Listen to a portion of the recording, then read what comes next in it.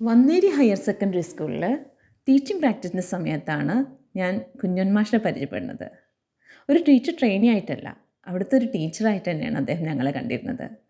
എല്ലാ വക പ്രിവിലേജസും എനിക്ക് കിട്ടിയത്.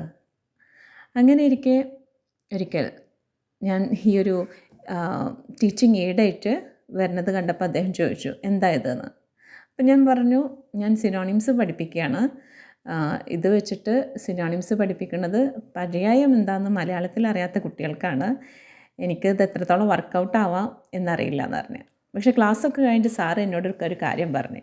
ഒരു പക്ഷേ കുട്ടികൾക്ക് പര്യായം എന്താണെന്ന് ഇപ്പോഴും അറിയുന്നുണ്ടാവില്ല, പക്ഷേ ഇനി ഒരിക്കലും അവർ സിനോണിംസ് മറക്കില്ല എന്ന്.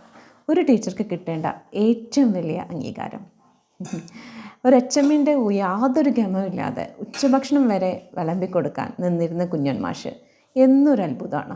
അത്രയ്ക്കും ഹമ്പിളാവാൻ മാഷ്ക്കേ കഴിയുള്ളൂ.